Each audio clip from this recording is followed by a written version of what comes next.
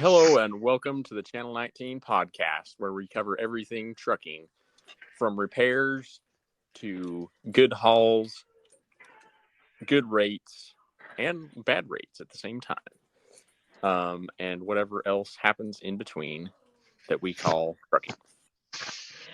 How's everybody doing? Doing amazing. How are you? I'm doing amazing too. Doing great. Great. Gravy. Great day to be alive. Yep. Especially after all the stuff you did this week, Josh. How did I know you were going to say that? Yep. For foolish people, it's better. They're even more excited to be alive. Oh, you're not a foolish person. It's okay. Yeah. So, covering the current events from the last 2 weeks. Where were we the last? Where was I 2 weeks ago? I can't really remember. No one knows. Oh, God, I can't remember. Anyway, in the past 2 weeks, we've had some pretty good running. Really good running, actually. Went up finally got out of the East Coast rat race, I guess you could call it, and kind of took a little bit of a hit, headed up to Chicago area, Wyoming, Michigan, and rates are good coming out of that area. So we hopped into that game, some apples down out of Michigan down to Missouri. Did a little bit of running around there. And yeah, rates are good in the Midwest. So that was some good running. I got to run down into the Springfield area and got to go into some underground cold storage. That was really cool. It's just impressive, those big old caves, and running the big breaks inside like that. I didn't honk the horn. I should have. That would have really rocked the entire. It may have caused a landslide. I don't know. Yep. So, yeah, and then we went our way down back to the homeland and got some repairs done. Made it out of the shop under $1,000. Yeah. Oh, wow. They had to pick us up off the floor. Yep. Had the windshield. The windshield was leaking, and obviously it wasn't our fault. So they were nice enough to fix their mistake and replaced it. So it just rained. So I guess we'll see if it worked. Yep. And then we got the tires rotated today. Keep them wearing evenly. We are good to go, except for me putting a new manifold on the truck. We'll see how that goes. We're going to get into that tomorrow morning. So we'll see if we can break it off in the head. break what off? Hope not. Break some bolts off in the head. Think about that. Otherwise, you'll probably make them happen. So. Yep. As a man thinketh. Yeah, as a man thinketh, so is he. That's very true. Yep. Better put some penetrating oil on it right now. Let it soak in. Yeah, you're right. I will do that. Tap on it a few times and get your blowtorch ready. Yep. Yeah, going down that rabbit hole, I heard something interesting the other day. It was a guy just talking about, as a man thinketh in his heart, so is he. The guy said, say you're skiing down a mountain with a bunch of trees. If you say, don't watch out, don't hit the trees, whoever's going down is automatically going to be looking, all he can see is trees. And so, that's going to be on his mind. Now, if you say, find the path and follow the path, all you're going to be able to see is the path. So it's much easier to not hit something when you don't even, it's not. When you're not focused on it. Yeah. Well, I feel like that kind of like ties into your story from this last week, but it's kind of opposite of that. That had you been focused on a certain thing, you wouldn't have hit, a certain thing. Yeah, that's true. That's not at all. It also sounds like something a new or amateur skier would say too. Yeah, so you're a skier. What advice would you give? Are we talking about skiing or thinking in your heart? Like, do you think that would work, going down a mountain with a bunch of trees? For a new skier, or maybe a new area? Maybe a new area if you're not familiar with it. Otherwise, you just have fun. You're not, because you have a lot more control than people that aren't skiers think. Okay. Yeah, makes sense. No, your analogy is good. It wasn't original with me, but okay. All right. I wish I weren't. Maybe I will be someday. I will be someday. Maybe if you think it in your heart, you will be. Yep.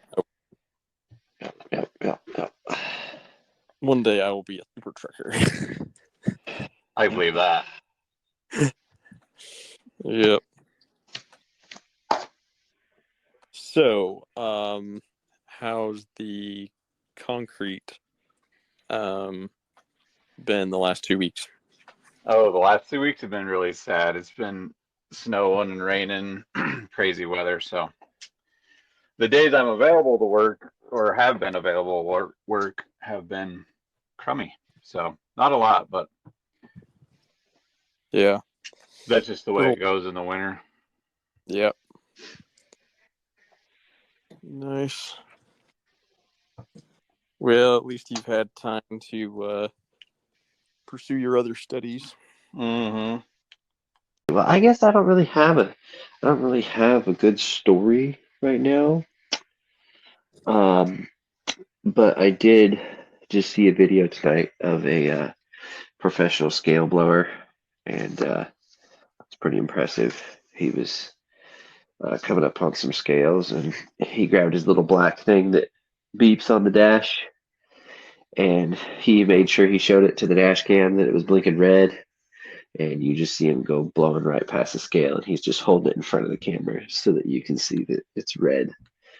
And in the fast lane, long hood Peterbilt, and just blowing and going.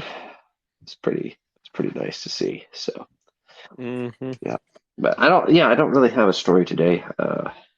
If it comes up, I will definitely let you know. But I don't remember if I really have a good story right now. It's really hard, even though you may have done a lot.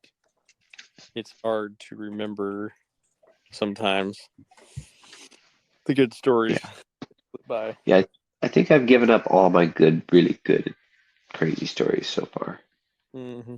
I guess now it's time to start looking up stories and telling them. Yeah. Off the internet. Yeah, or anywhere.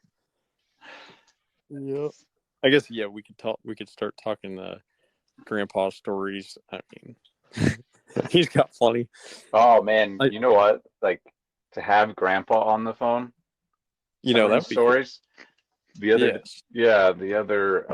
when we were there over Christmas, it was one of the nights just before we left. He was in a hurry to go out the door, I thought, but he ended up staying for like a few more hours. And I just sat there and listened to him tell stories of trucking, because we started talking about you, I think, and then, or both of you, I can't remember, but anyway, yeah, he just started telling all these stories. I just loved hearing him talk.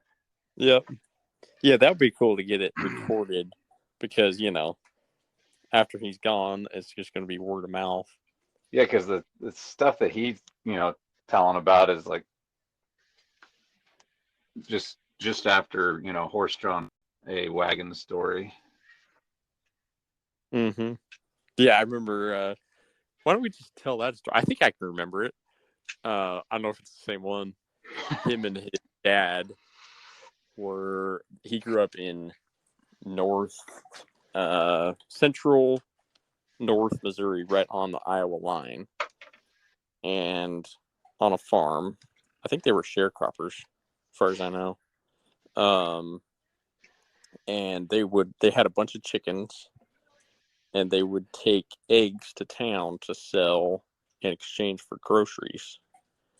And they would load them up on the wagon. I think they had a team of 2 horses, as I remember. And so they had, precious cargo, eggs. And something happened. I think his dad was driving and he was riding on the back, and they were on their way to town. I'm not sure of all the details. I think the neighbor's dog came out, scared the horses, something like that. Anyway, long story short, the wagon ended up going over a log or something. And needless to say, everything went flying. I think the cross trees came off the wagon, and everybody was covered in egg yolk, and there were no groceries that week. I can't remember all the details, but that's pretty much what happened. Yeah. Yep. Huh. That was before. Then they all ended up coming out. They came out to Wyoming in like the early 50s in the back of a pickup truck. Something That's like rough. that. Yep. All right. So if Peter doesn't have a story, I guess I'll go with my story then. Earlier this week, I was feeling kind of bored, and I'm like, later this week, I'm gonna have to tell a story, and I don't have one to tell, so I'm gonna make one. So it's a great day. It's a Tuesday. It is a Monday morning, and I had just gotten done visiting my distant relatives, and had a good time there. Got in the truck, went and picked my load up in what's the name of the town? Near Joplin, Missouri. Carthage, Missouri it was. And everything's going good. Feeling good. Truck's running straight down the road, running good. And I need to get some fuel. So I look up on my Mudflap app, and I see a smoking hot deal at a Casey's in Joplin for a whopping $2.95 a gallon. I'm like, man, I got to get that deal. So I don't check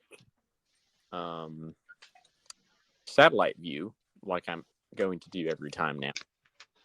And so I don't know what I'm getting into. So Casey's are usually small. They usually have 2 to 3 diesel pumps. So not much room. Anyway, I end up getting to this place, and how it's situated is the fuel island was sitting horizontal with the road, with the exit on the close side. So you had to go around to the backside, turn around, and come back through.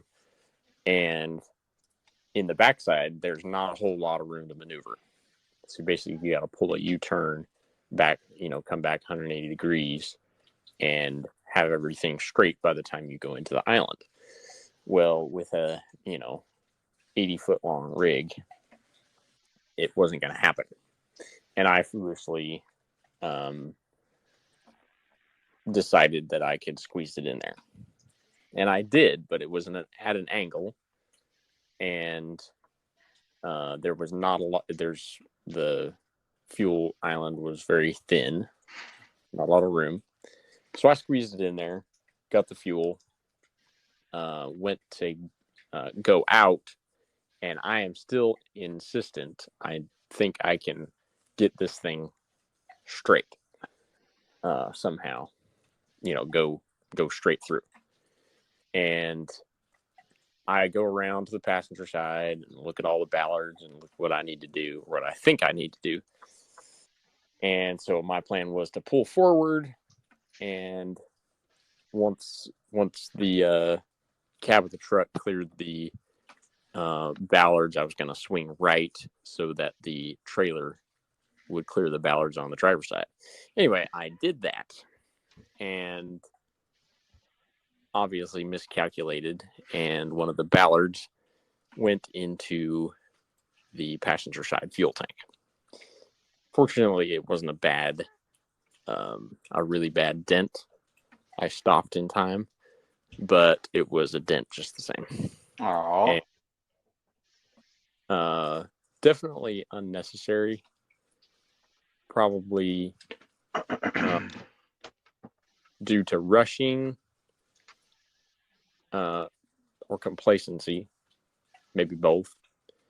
Not being prepared, insisting on getting my fuel deal, and then just not thinking things through.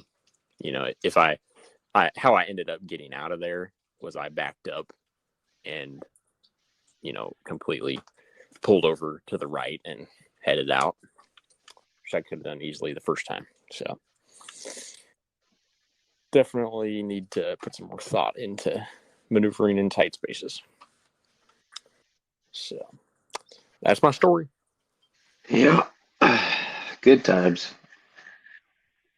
Yeah. It'll be okay. It'll buff out. It'll just be there for a reminder every time you walk by the shiny fuel tank. It will. Yeah. Now, fortunately, the fuel tank was not in good shape anyway. So. Oh, not shiny. Okay.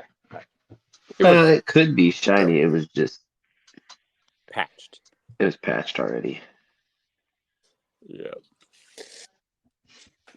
So yeah, that's about the most exciting thing that's happened lately. I guess I could go back in time to a little incident at the farm. Okay. Won't take very long. So one day on a hot August day in Arkansas harvest, it was extremely hot and very boring and dusty and not fun. And I was driving a piece of junk Kenworth T6. I guess it was maybe it was a T800. Number 13. No, it wasn't 13. Anyway, number 27 at the farm. Yes. And it was the one that I forgot to put the only truck that wasn't deleted. So it still had def at the farm.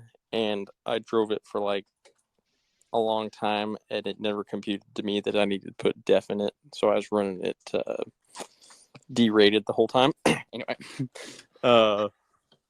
so when you're driving a manual, you got to be careful when you are putting it, when you're shifting, if you don't get it all the way into gear and then you load the transmission down, so the transmission is under torque, and then all of a sudden it pops out of gear, there's an extreme jar that happens and damage stuff quick.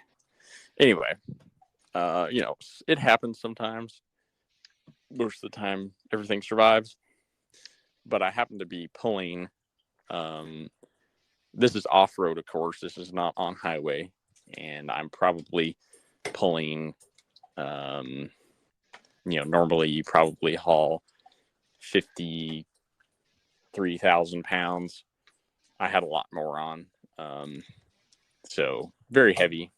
Probably grossing 90, 100,000 pounds of rice. Anyway, put it into gear, didn't get it all the way in gear, slipped out. There was a huge jar. The whole truck shook and came to a stop. Anyway, it had sheared the driveline. It didn't shear the driveline in half. It just sheared all the splines in the drive shaft, and we were dead in the water. So, yep, blew the drive shaft. Had to replace it, but the boss didn't get too mad, which was nice.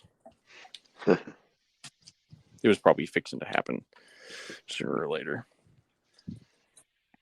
But, yep. Andrew, are you ready?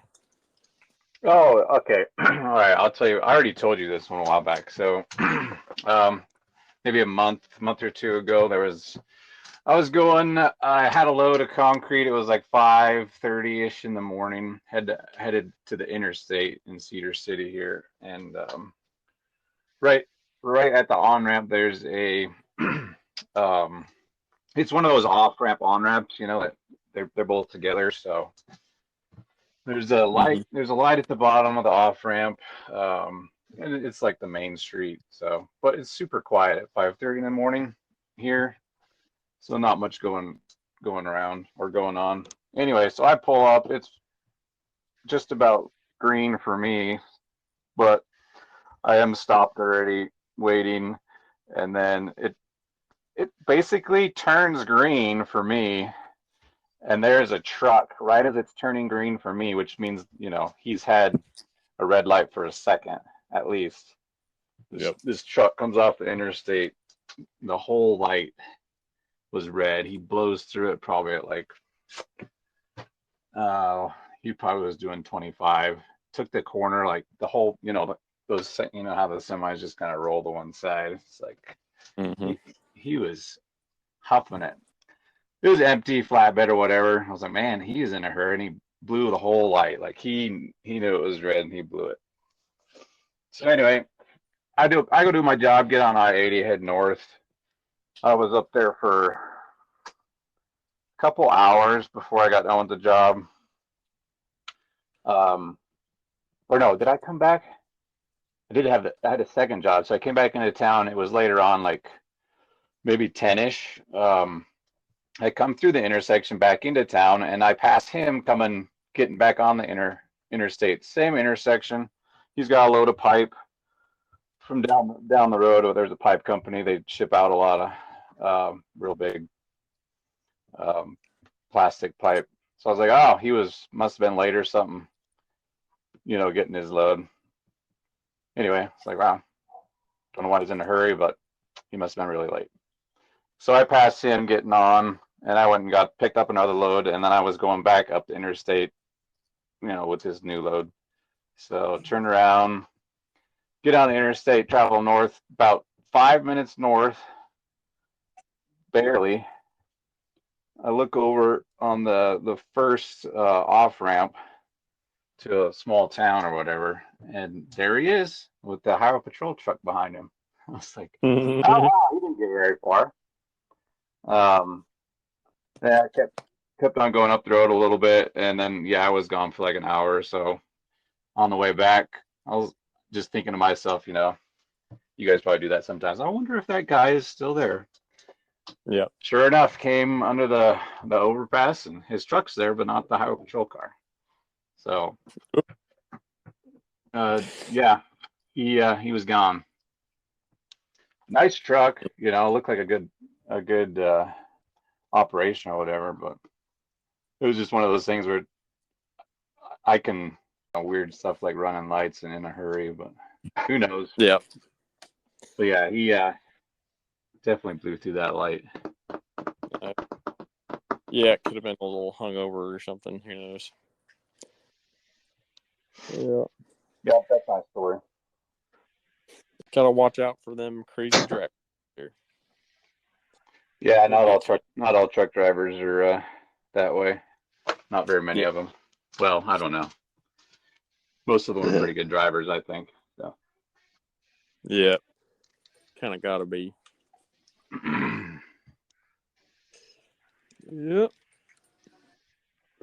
I'm glad everybody survived another 2 weeks. Oh, us? Yeah. Yep. Mm-hmm. I mean, for me, it's more of an accomplishment, maybe than y'all. But you make it sound worse than it is, I think. It's not bad. It's not bad. Takes some effort though. Yep. Well, I kind of run out of ideas, things to talk about, and it's been about 30 minutes. All right. So I reckon we'll call it a night for this episode. Appreciate everybody. Like a plan. And I will thank y'all for being on tonight. And we will be back next week with another thrilling episode of Channel 19 podcast. Does anybody have any closing remarks? Nope. Nope. Get it. Thanks, everybody. Y'all have a good night. You too. Yep. Love you. Bye. All right. See ya. All right. All right.